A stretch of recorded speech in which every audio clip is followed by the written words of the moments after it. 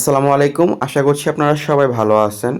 তো আজকে নতুন একটি রেসিপি নিয়ে আপনাদের মাঝে চলে এসেছি। আজকের রেসিপি হচ্ছে বেগুন এবং পুঁইশাক দিয়ে শুটকির তরকারি।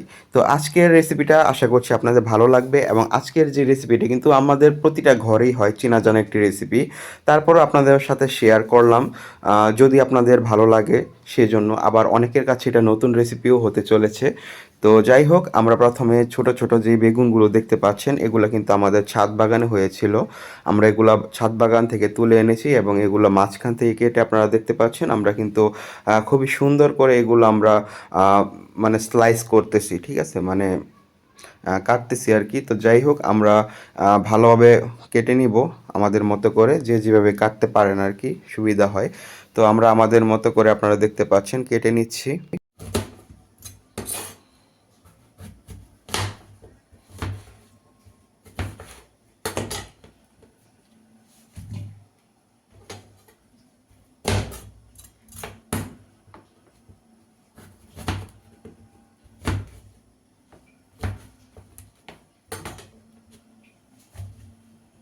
তো আপনারা দেখতে পাচ্ছেন আমরা কিন্তু বেগুনগুলো কেটে নিয়েছি এবং সাথে কিন্তু পুঁই শাকগুলো আমরা খুব ভালোভাবে কেটে নিয়েছি। এখন আমরা এগুলো একসাথে করে নিয়েছি, আপনারা দেখতে পাচ্ছেন।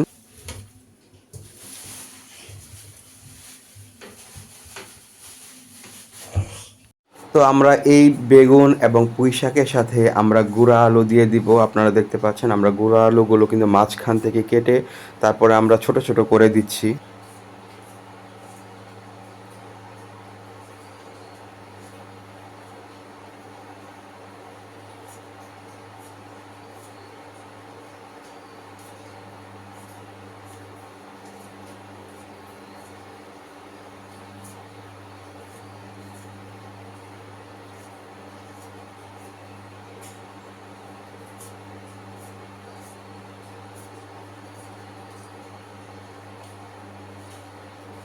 এই পর্যায়ে আমরা সবজিগুলোকে খুব ভালোভাবে পানিতে ধুয়ে নিব, যতক্ষণ পর্যন্ত আসলে ময়লা পানি বের হবে ততক্ষণ পর্যন্ত ধুয়ে নেওয়া উচিত।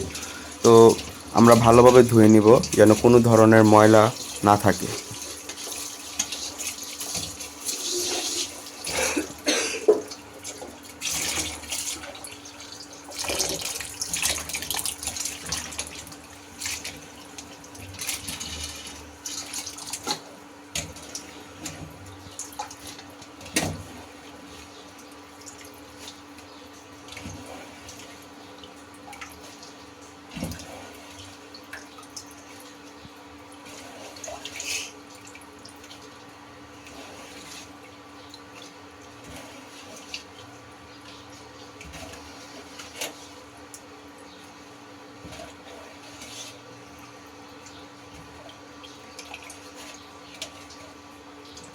এই পর্যায়ে আমরা সবজিগুলো ধুয়ে আমরা চালনি দিয়ে পানিগুলোকে আলাদা করে নিয়েছি এবং একটি কড়াইতে কিছু পরিমাণ পানি দিয়ে আমরা সেই পানিতে সবজিগুলো দিয়ে দিয়েছি।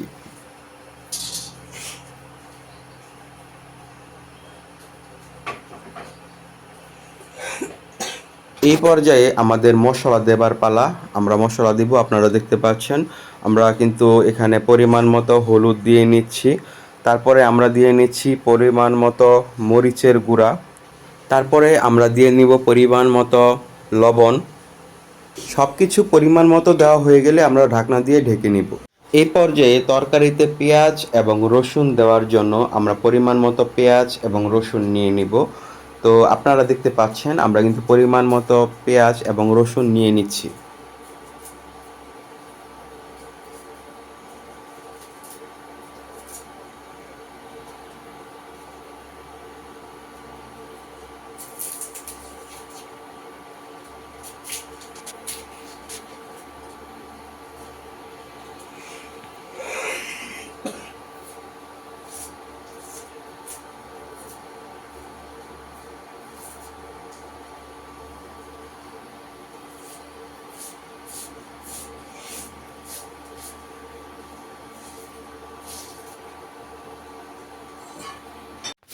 পেঁয়াজ এবং রসুন এই দুটোই আপনারা পরিমাণ মতো নিয়ে নেবেন। তো আমরাও পরিমাণ মতো নিয়ে নিয়েছি।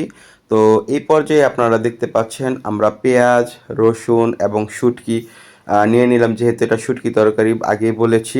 তো আমরা ভালোভাবে পিষে নিব। আপনারা দেখতে পাচ্ছেন পাটা পোতার মাধ্যমে আমরা কিন্তু শুটকি, পেঁয়াজ, রসুন এগুলো কিন্তু ভালোভাবে পিষে নিচ্ছি তরকারিতে দেওয়ার জন্য।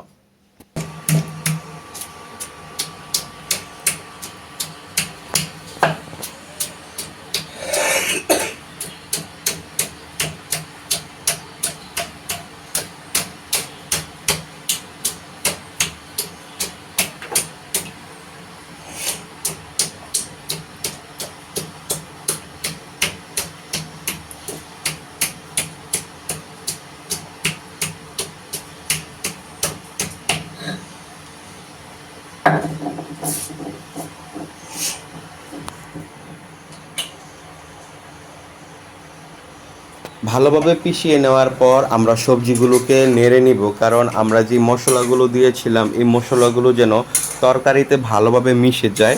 আমরা সেই জন্য ভালোভাবে তরকারিটা আগে নেড়ে নিব।